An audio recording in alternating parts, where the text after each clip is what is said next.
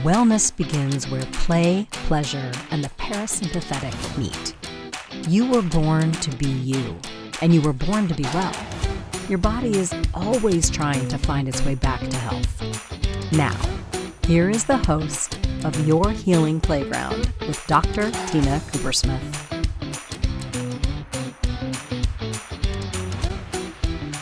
Good morning, good afternoon, good evening, wherever you are in the world. Welcome to the podcast, Your Healing Playground. I am Dr. Tina Koopersmith, your host, your doctor, your speaker, your author, your coach, your whatever, your friend. And we are on the Inspired Choices Network. Today, we're going to have a chat. We're going to talk about Goldilocks and the three bears. And it's really about surfing the surfboard of life. It's about finding the sweet spot. And I'm not a surfer. I wish I was. I've done it. I love it. I have friends. I live in LA. I need to learn to do it, but it hasn't yet become my sport of choice. But as a kid, I lived on the seesaw in summer camp, and I realized my nervous system is big enough for me to hold both ends of that seesaw. My favorite part of the seesaw, I was the crazy kid who didn't like to just go up and down. We would go up and down, and then one person on one side would stop really fast to try and knock the other kid off. That was how I played seesaw, right? Like, how easy or hard was it for you to get knocked off the seesaw, get back on and keep playing, right? And that's what life is doing to us. That's the visual, the metaphor of life, always trying to knock us off our seesaw and our balance and our equilibrium. And we're desperately, that nervous system is desperately trying to hold on to the center. Or maybe you're holding on to the edges like me and you like to push edges. So everybody's nervous system is different. And on some other episodes, you can go back and listen. I've talked about the erotic blueprints.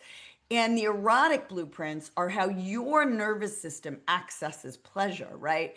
And a little bit of that kinky blueprint is the folks who like what's taboo and what's naughty and what's pushing your edges, right? And I got, I guess, a lot of that in me. I like to push edges and grow and see what I can get away with and all that. But other people their nervous system is not wired for that. Their nervous system is wired, for taking things super, super slowly, and that's the energetic. And ironically, I got a lot of that in me too.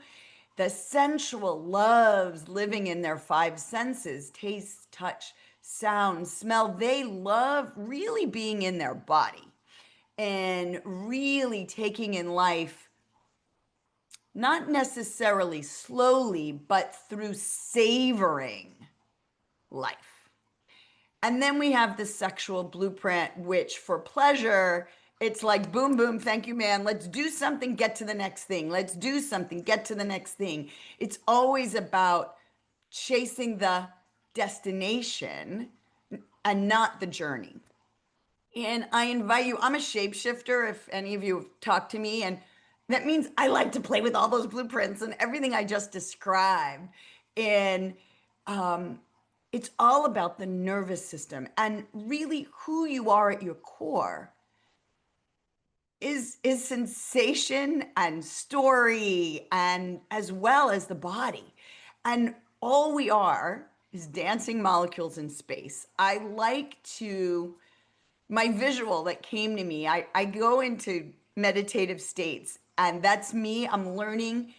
For me to find my center, I got to get out of my brain and into a meditative state in some way, shape, or form. And we'll talk about that in a little bit too. But I like to imagine sometimes that if we're more bacteria, and again, I talked about that on another episode, then we are human. And then the bacteria cells, these one-celled organisms, and maybe even you don't have to think about even bacteria, but each organ of your body is made up of a compilation of one cell, and one cell becomes two cells, three cells, four cells, and it makes the liver, and then it makes the heart, and it makes the intestines. So we're all these one cell things coming together to make organs, And then they communicate through the blood system, the lymph system, the nervous system to talk to each other. And then we live our lives. And then at some point we all die and we go back, in the earth, or we're cremated and burned and we're part of the air. And those molecules, energy can't be destroyed. It only is transformed, is the science. And so we get somehow reborn into some reincarnation, put together. And I like to imagine the bacteria or these one cell things making Play-Dohs or Legos. And they build us, and then they decide to smash us, and we start all over again. And they build us, and then they smash us, and they start all over again. And when you start thinking about that, humans have been here for thousands and millions of years, and we all live or die, then that is what's happening, where the energy that is our higher self, if you will, lives in this body. It's like we are the avatar for our higher self. And then at some point that is determined not by us, poof, we're gone. And we somehow come back again.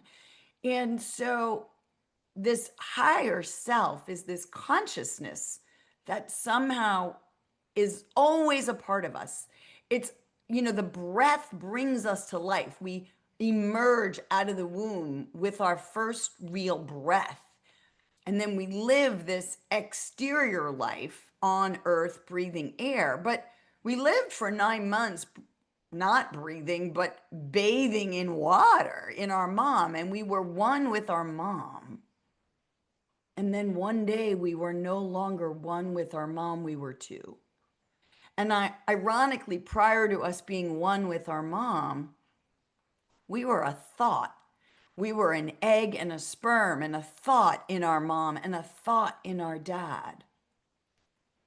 And then poof, with one orgasm, one letting go, one spark of energy, we became an embryo that was a living thing. Now, it wasn't living and breathing initially. It first was just coalescing, and then it rolls down the tube, the fallopian tube in the mom, and it's like a snowball getting bigger and bigger and bigger and bigger and bigger. And then there's this interconnection between mom and this snowball of cells. And they invade her like a foreign invader in a sense, but she invites this foreign invader in, which, by the way, is a recreation of sexuality. It's the feminine inviting in this penetrator, but I won't get into details. You can all imagine that. And so everything, the microcosm, the macrocosm, is always recreating this divine universe, right? And so this embryo invades and grows, and there's no conscious mind telling it when to build what organ, but somehow it knows. And I read a lot of books, so I'm not 100% sure whether it was Lisa Feldman Barrett in How Emotions Are Made or Bitch by Lucy, both female scientists teaching us about biology in a lot of ways.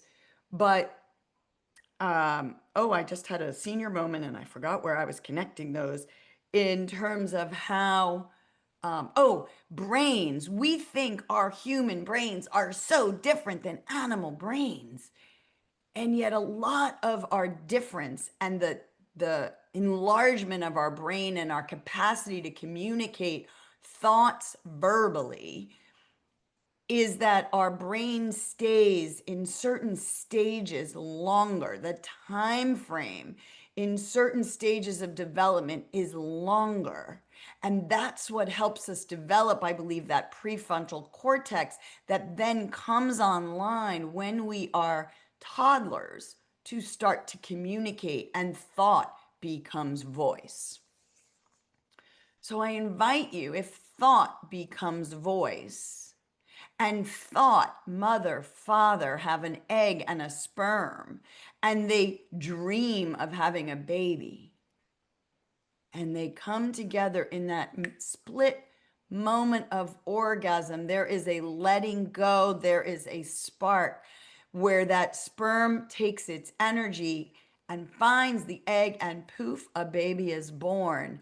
Truly, we are created out of nothing, out of thought.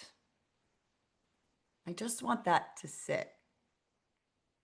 We are created out of thought, out of energy, and out of letting go of control.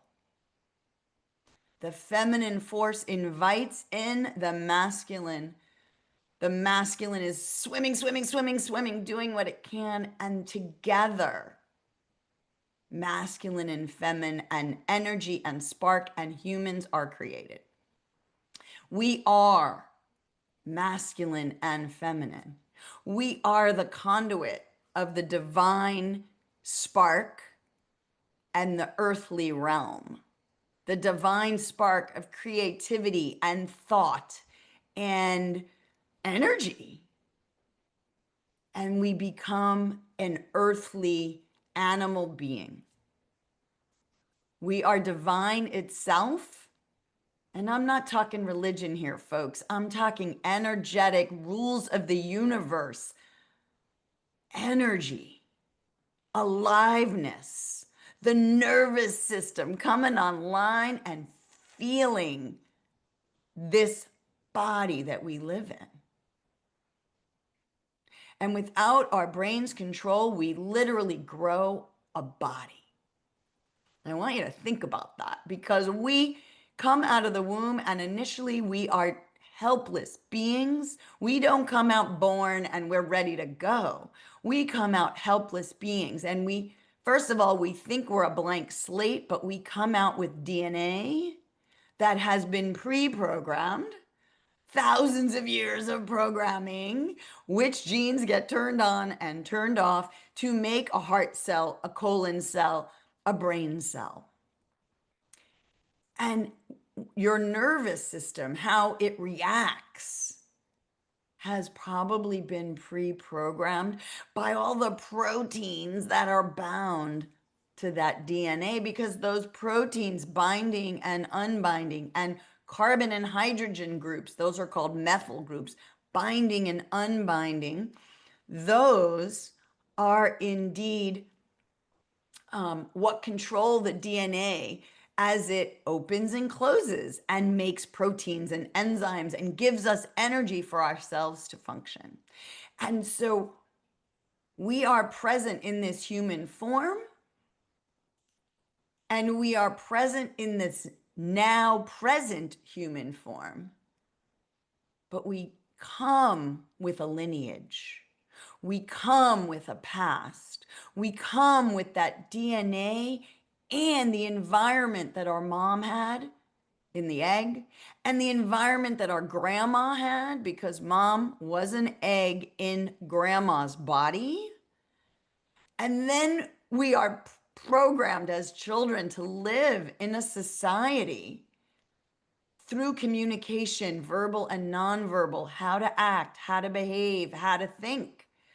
And we are programmed by that communication that goes on in our household, that goes on in our schools, that goes on in our family dynamics. And our school teaches us how to behave, or maybe we will fail. Our family teaches us how to behave, or maybe we will be unloved. And we develop defenses in childhood, and stories in childhood, and thoughts in childhood. And our mind starts to develop, not our brain came out developed.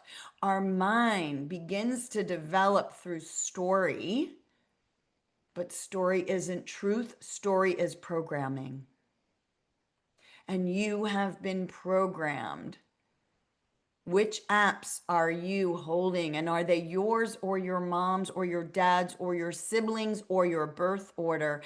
And this is an excellent time to take a break. We will come back and get back to Goldilocks. Goldilocks is finding the right for you. Not too big, not too small, but just right. The story of the three bears. We all know it, we've all heard it. We don't even realize we're listening to it, living it consciously or unconsciously, or we have completely separated from it, and yet it's becoming who we are unconsciously. So let's take our first break. You are listening to Your Healing Playground. I am Dr. Tina Coopersmith, your host of the day. No, I am the host of this show. I am a physician and I'm a freaking intuitive witchy doctor. I'm going to own it. I am a witchy doctor. I am a healer that bridges worlds of old and new, modern and ancient, sacred and profane, energy and matter. And we are on the Inspired Choices Network. And let's take our break. Your Healing Playground is the space where science, spirit, and sensation dance together. Your host, Dr. Tina Coopersmith, physician, coach, healer, and play advocate, returns weekly to remind you that healing isn't just about pills and protocols. Western medicine is just one of many healing modalities. True wellness is about energy, emotion, pleasure, and play. On this show, Dr. Tina explores the playground of your body, mind, heart, and soul. From neuroscience to sensuality, from root chakra to real talk, she'll share tools, stories, and soulful strategies to shift you out of fear and back into joy. Because if you're alive and breathing, your story is still unwritten, and you deserve to write it with love. Together, you'll learn to breathe, feel, and play your way back to wellness, because you are your best healer.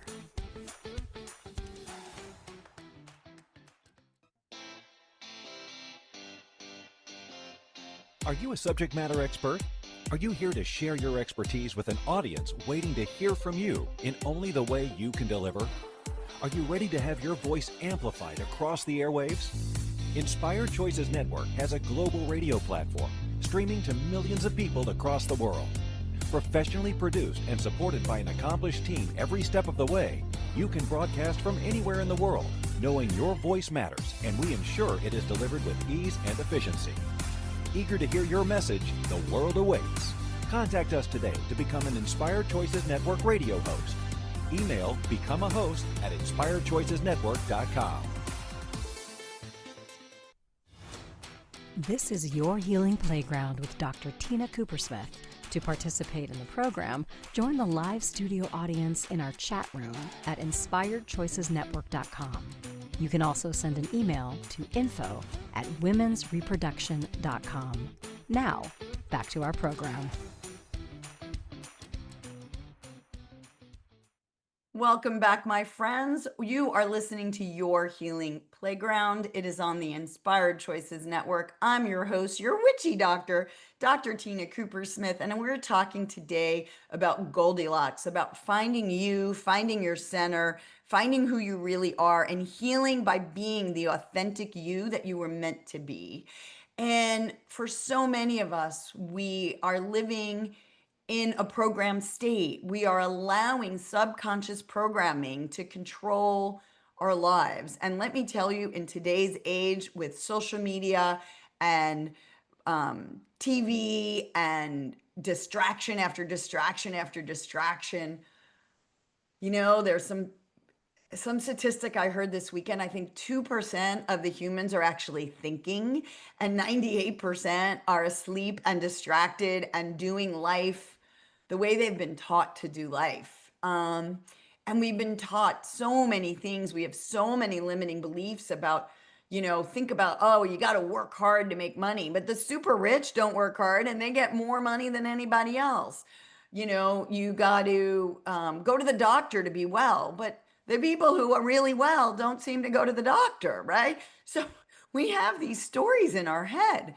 Where do they come from? Well, they come from our survival brain. They come from childhood. They come from us not understanding the civilization we're in and literally our survival brain is trying to negotiate. I need to stay alive.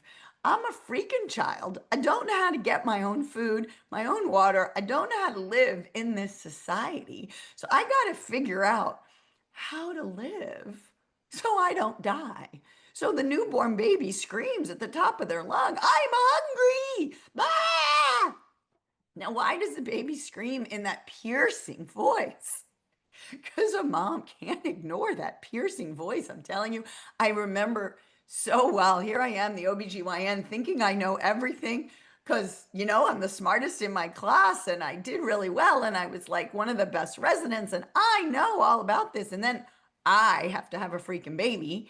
And I'm like, I've never had a period cramp. I don't even know what labor is going to feel like, much less taking care of a newborn baby and breastfeeding. Like, are you freaking kidding? I don't really know anything about this. I just know what the books taught me to tell people. And my kid comes out. First of all, I can't even get him out. I can't push him out. I need a vacuum to get him out because I couldn't let go. Oh, maybe that was the body telling me I was tightly wound and needed to learn to let go. If I didn't learn it from my gut for all the years that I've been living in irritable bowel and thinking that was normal because that's all I knew. And then the baby comes out, I'm trying to breastfeed, and I'm actually doing a really good job of breastfeeding. And my kid was doing a really good job of eating. But I'm telling you, this kid can eat. And to this day, he's 32 and he can eat. And all he wanted to do was eat. It was the only way I could calm him down. And so I'm literally nursing him every hour on the hour. I'm like, you nurse for 20 minutes, 40 minutes later, he's screaming again, and I'm nursing him. And we're doing this dance. And I didn't know what I was doing, but boy, my body was in pain. And so I called the doctor, the pediatricians. I'm like, help it. I've been taught you're supposed to nurse every 2 to 4 hours. And this kid's just eating all the time. And they're like, just got to listen to your kid. Now, there's two things I would say. Number one, 6 months into this journey, I read The Self-Calmed Baby, and it taught me so much about looking for the nonverbal cues that might be coming from my child to help teach him how to calm his nervous system with anything other than eating. At 6 months, I was like, oh, I failed because I didn't know any of those tools with him. And let me tell you, he was a fat baby because I fed him. And then I had to go back to work at 6 weeks. And so I had a babysitter, and I think she fed him a lot. The good thing is he was a very active boy. When he got up and finally started to run at 10 months old, he became really skinny because he ran it all off. But the point was, this baby knew how to scream and cry to get his needs met. And he was growing, and he was growing fast, and he wanted to grow up really fast. And so I'm going to go back now to birth order. And I'm an OBGYN. I'm a fertility physician, and I see myself in a lot of ways. I'm a conduit between life and death. I'm really ushering people into becoming a new version of themselves. They're not a mother, then they become a mother. They think they're infertile, and I try and teach them they're feminine, and therefore they are meant to have babies. They need to start believing they are a fertility goddess and not listen to the programming telling all women that they're broken and need to be fixed and they can't do this on their own. They got to go. My kids literally thought you always went to the doctor to get a baby because that's all they heard in their growing up, was all these women coming to me to make babies, right? And we have normalized the process of going to the doctor to need a baby. And it's wonderful that we have this technology. Again, the seesaw of life. I am so excited that I get to gift this technology to my clients, my patients, and simultaneously they need to know they were put on this planet to do this. So let's go to birth order and what I tell my new parents to be. First of all, this baby's going to take over their life. There is never a right time to have a baby. All you women out there, all you men out there waiting for the right time. Oh my God, there is no right time. When you do it when you're young, you're dumb, you're stupid, you don't know what you're doing. And guess what? It happens really easily. We were put on this planet. Our best fertile years are probably from about 24 to 34. And when you're a teenager, your body's still growing, so it's probably not, you're not the most fertile. Your cycles may or may not be as regular as they get till you're in your 20s. Maybe even 21 to 33 is the best for the body, right? But the brain, we are slowing down our maturity level. And so I wasn't ready at 21 to take care of another baby. So it wasn't the right time for me. But for a 21-year-old that has a baby, oh my God, at 41, they're back online. They're still young, youthful, and they got their whole life ahead of them. So there's not a right or wrong. And the women who wait till 39, 40, 41, they're not resentful, perhaps, of giving up their Saturday nights and their parties with their friends to stay in with this newborn baby. They have the maturity to know, I did my playing already. I'm here now to have quiet time with my kid, right? So there's no right time. And I'm telling you, at any time, you will be disrupted. That's what babies are here for, to disrupt your life. And then you're here really to regulate their nervous system. I really feel like that. One of my mentors said that. Parents' job is to provide safety so that the child can regulate their nervous system to truly be able to weed out, I'm alive, I'm breathing, I'm safe. I'm alive and I'm breathing and I'm not safe. I got to get the freak out of Dodge because this is not a safe place to be. And we're trying to pick that up, but we're not often in a safe household because the parents nowadays have often not figured out how to negotiate and relax their own nervous systems. So I'm going to do the Goldilocks of 1, 2, and 3. And some people, there's more than 3 in the family. So you're going to have to extrapolate from this. But the firstborn, oh my God, I am the court jester in this house. I am the center of attention. I am the prince and the princess and the court jester all in one. I have my parents, all their attention. They are so excited that I am here. I am the best thing that ever happened to them. I am amazing and I've got the world in my hands. I am great. Now, that is one way that first child can develop. But that first child is also, as one of my friends calls it, the burnt pancake. Because the parents are like, what the hell happened to me? I don't really know how to raise this kid. All right, I'm going to try this. Oh, that didn't work. I'm going to try that. That didn't work. I'm going to try this other thing. That didn't work, right? Because we weren't really taught how to regulate our own nervous system because our parents may have still been living in their own fight, flight, freezer, please, not ever accessing their higher self because we're living in this planet of, is there enough food, water, and shelter for me? And my parents were depression babies. They carried with them, there's never enough. They carried with them scarcity, not abundance.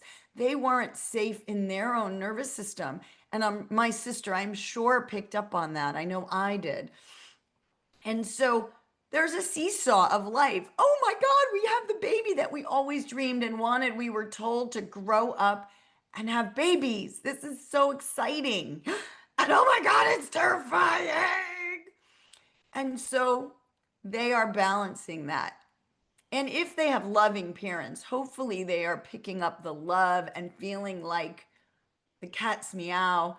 But often they're feeling the burden. Oh my God, I have to stick with a job I hate because I can't leave it because I have to provide for my kid.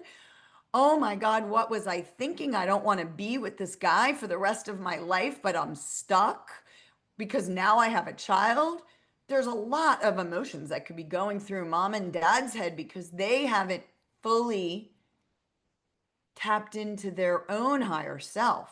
And so all this nonverbal junk is happening to this first child. But let's say it's the perfect household.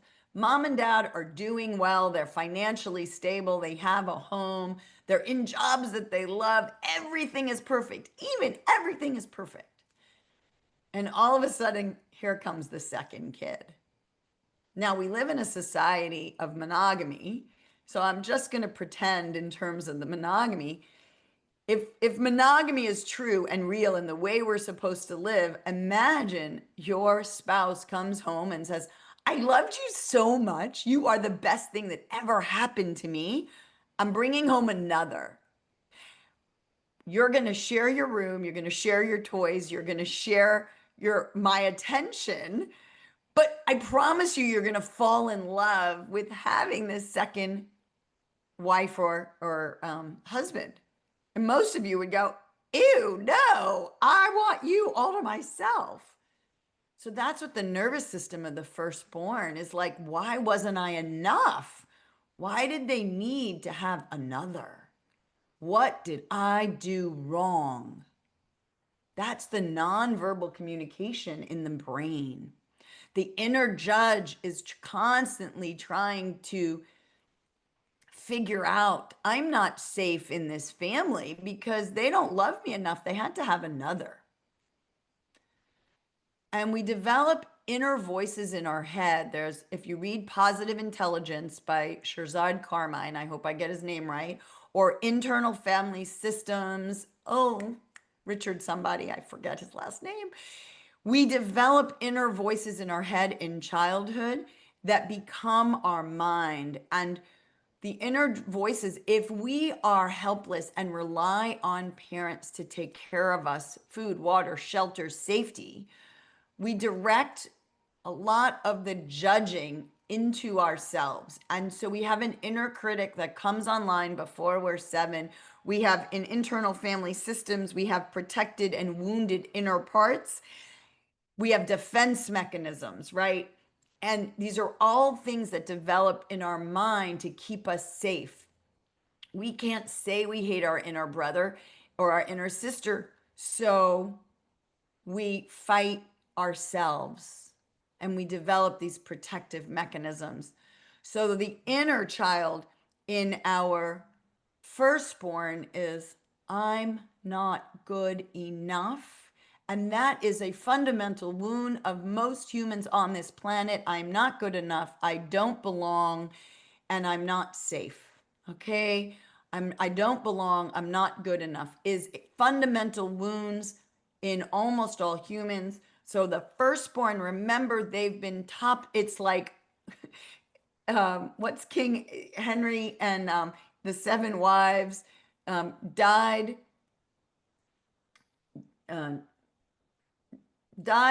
divorced, died, beheaded. I forget it. But the bottom line is we've been toppled off the totem pole and replaced. So our inner child, those oldest ones, and then they lose their childhood sometimes because they have to take care of their siblings. And all of a sudden, their fantasy world has collapsed. They're not the center of the world anymore. And we are going to take our first break. I want you to just think about if that has happened to you, if you have inner voices. That's normal. You are normal. You are loved. We are all loved. We are all divine creatures. But we have these inner voices, these inner critic, and we need to wake up and learn about them and love them. So loving yourself unconditionally means loving your inner critic and not letting them drive the bus anymore. So we are going to go to our break. You are listening to Your Healing Playground. I am Dr. Tina Coopersmith, your witchy doctor for the day. We are on the Inspired Choices Network. Your Healing Playground is the space where science, spirit, and sensation dance together. Your host, Dr. Tina Coopersmith, physician, coach, healer, and play advocate, returns weekly to remind you that healing isn't just about pills and protocols. Western medicine is just one of many healing modalities. True wellness is about energy, emotion, pleasure, and play. On this show, Dr. Tina explores the playground of your body, mind, heart, and soul. From neuroscience to sensuality, from root chakra to real talk. She'll share tools, stories, and soulful strategies to shift you out of fear and back into joy. Because if you're alive and breathing, your story is still unwritten, and you deserve to write it with love. Together, you'll learn to breathe, feel, and play your way back to wellness, because you are your best healer.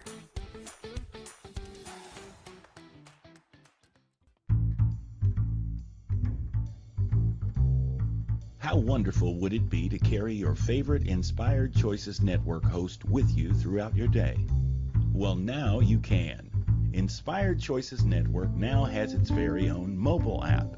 Our free app offers live streaming shows, along with thousands of podcasts and TV episodes.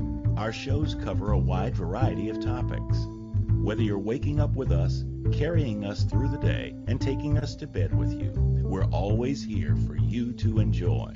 We're easy to find. Just search for Inspired Choices Network in the Apple App Store or Google Play Store. This is Your Healing Playground with Dr. Tina Coopersmith. To participate in the program, join the live studio audience in our chat room at inspiredchoicesnetwork.com. You can also send an email to info@womensreproduction.com. Now, back to our program. Welcome back, my friends. You are listening to Your Healing Playground. I am Dr. Tina Coopersmith, your host and witchy doctor of the day. We are on the Inspired Choices Network. I would invite you, if you have any desire to go deeper with some of the stuff I talk about, I have 2 children's books. They're super fun, super easy to read. Who Am I? What Am I? And they are a children's version of a lot of really high concepts. But they're so fun, so easy to read, and I invite you to play with them and let me know if you like them. Gift them to friends, so gift them to young children so they can get a deeper awareness of who they are. Literally, we are the universe in human form. We are energy and matter, and we are here to play. And how do you play? So I invite you, that play is the way back to healing. And so we've talked before the break about how we come into being through thought alone. Thought and energy sparks the ability for the energetic orgasm, and we grow from 1 cells to billions and billions of cells. We are a ecosystem of all these 1 cells, these bacteria and human cells coalescing, working together in symbiosis to be a human being. And our mind is, our brain is just an organ. Our heart is what starts beating first. Our heart energy is 5 times greater than our brain energy. Our brain is meant to be the slave, the tool to the heart. And our mind is conscious and subconscious.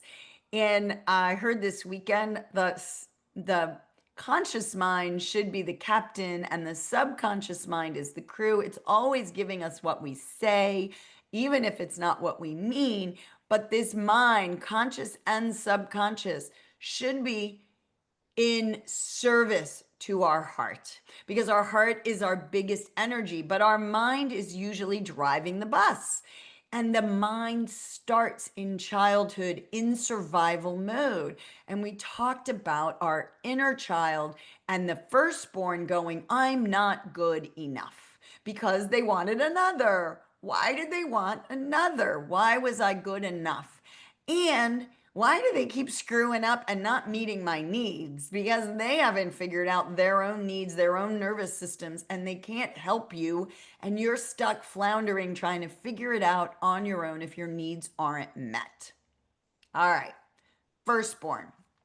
I'm going to skip to lastborn. Why? Because I'm the lastborn. I got to talk about me. No, not really. It's because the middle child, if there's 3 in the family like mine, I could do Goldilocks, 1, 2, 3. But if there's 11 in the family, there's a lot of middle children.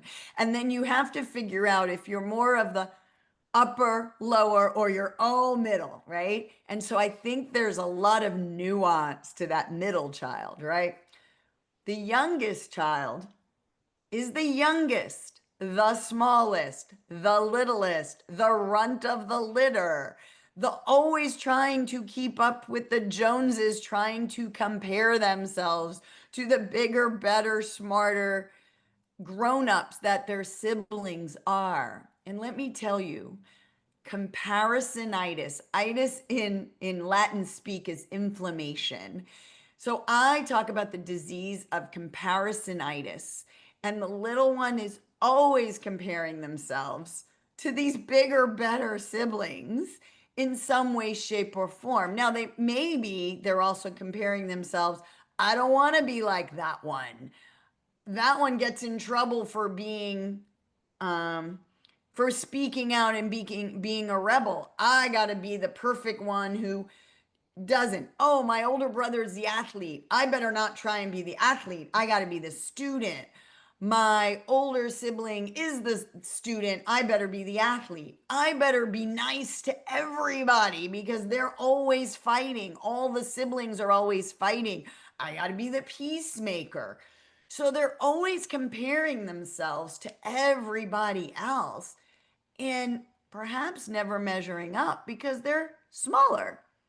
So I know for me, like I had to be the smartest in the room. I had to be the loudest in the room because I was ignored all the time. We had a silent contest every time we got in the car. And they knew I was so competitive that we'd get in the car and they'd say, let's have a silent contest. And whoever could stay silent the longest wins. Well, I was so competitive, I always won. And it was years before I realized, of course I always won. They wanted to shut me up. And I got really mad when I thought about that as an adult. That was mean. And then I really went back into my childhood and said, no, girlfriend, you were so competitive. You asked for the silent contest because you wanted to win. And ironically, I think I also knew my higher self knew I can be quiet. I can go inward. I love myself enough to be quiet and go inward and find out who I really am. And so I was living on the seesaw of this life of I'm not good enough. I'm good enough. I love myself. Why doesn't everyone else love me? All I am is love. Oh, all they see is my loudmouth brain and my inner critic. I love this. I once said to myself, or said to someone tried to say I was narcissistic, and I'm always thinking about everybody else. I am not narcissistic, and simultaneously, I want my needs to be met. So I'm a little narcissistic. Again, living on that seesaw of life, I'm allowed to be narcissistic. That gets my needs met and keeps me alive and thriving. And I'm going to think about everyone else as well because we live in community and connection, and I love everybody. And how can I say yes to me, which means a no to somebody else, and really playing with both ends of the spectrum? Because people pleasing is a defense mechanism. People pleasing is your yes is not a real yes because you're saying no to you if you always say yes. So people don't even know if you really like them or not because you always say yes, right? So people pleasing is a defense mechanism. Being the smartest in the room, that's like my brain, living from my brain. I thought that's how I was supposed to live. And because I was taught to compete and be the smartest, and that working hard and being smart was the way to get ahead in life. That was my family's programming, right? So your inner critic, so back to narcissism, I loved myself so much that I married my inner critic, and I loved my inner critic because my inner critic is so sneaky. She's a judge that says I'm not good enough. She's always trying to improve herself. And if I'm not good enough today, then I don't give myself unconditional love because I'm always trying to get somewhere else to be better. And to be better means I'm not good enough today. But unconditional love means giving myself love today. I'm allowed to make mistakes.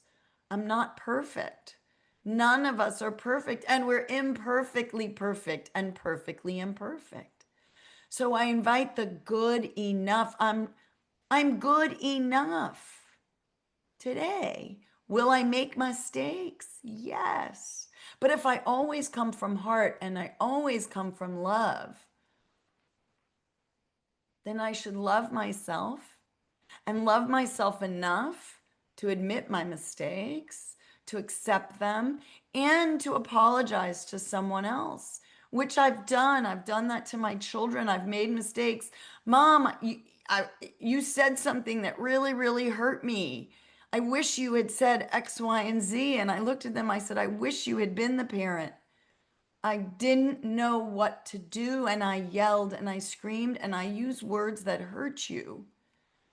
And sticks and stones will break souls, even if they don't break bones. And we've been hurting ourselves and our loved ones and our strangers and our enemies for centuries, millennia. And let me tell you, that stranger is just a friend you haven't met yet.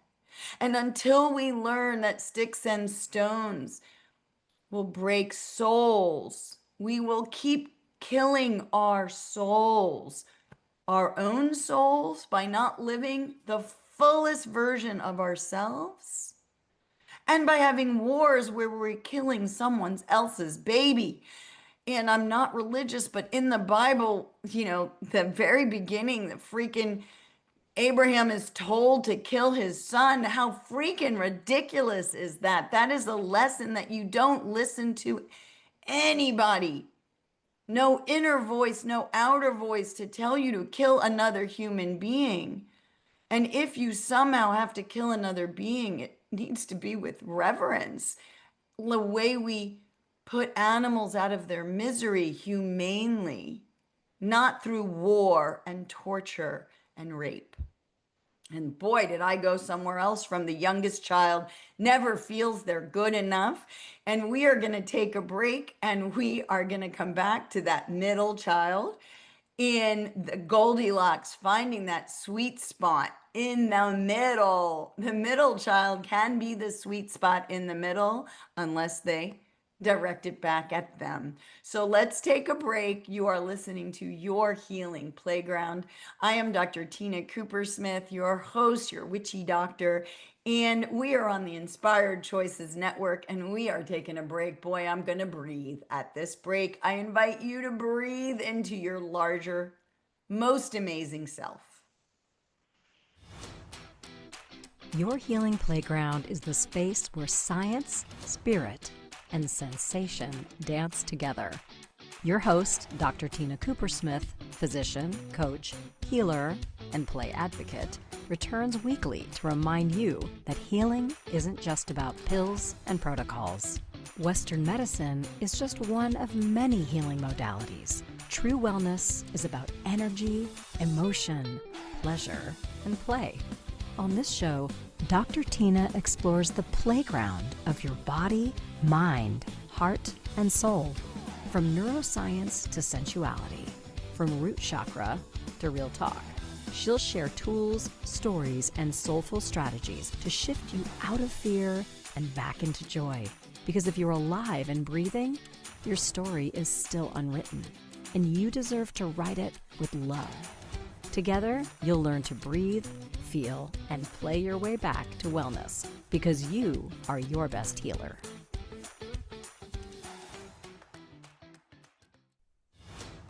This is Your Healing Playground with Dr. Tina Coopersmith.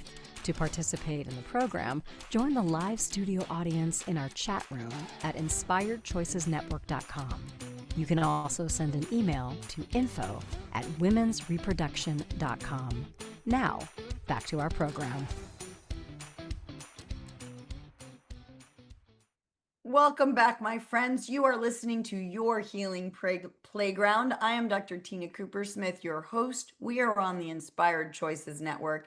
And if you're liking any of the blubber that I am giving you, if I am good enough in your living room, in your bike ride, your walk, your whatever, to listen to learn from, to grow from, to heal from, please subscribe. Please tell your friends about it. Please help me get the word out to the universe that if you are alive and you are breathing, you are safe to live your life and live your life as you meet your higher self. Come to know that you are good enough in the perfectly imperfect version of you. You are imperfectly perfect and perfectly imperfect. Now, the middle child, let me tell you, we talked about the oldest, we talked about that youngest. The middle child is like, come on, we had a mom and a dad, we had a boy and a girl, or we had 2 + 2 was 4. We were balanced. We were perfect. Why did you go ahead and have another? If he was going to be the smart one, I was going to be the athlete. If he was going to be the athlete, I was going to be the drama queen. We were balanced. Don't you know we are sun and moon and earth and sky, and everything is supposed to be symmetrical? And now we're out of balance. Where do we put this extra human? So, what happened to me? I got to sit in the freaking center and balance these two. I'm not the oldest. I'm not the youngest. I'm just stuck in the middle. I'm not the biggest. I'm not the smallest. I'm stuck in the middle. I don't live at the end of the surfboard. I'm stuck in the middle negotiating. I'm the peacekeeper. I'm literally stuck in the middle. I have to feel everybody's energy and figure out, where do I fit in?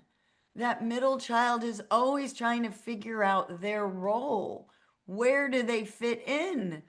They're the story. They're not the cover, and they're not the jacket, right? The um they're not the first, the first show or the last show. They're the junk in the middle.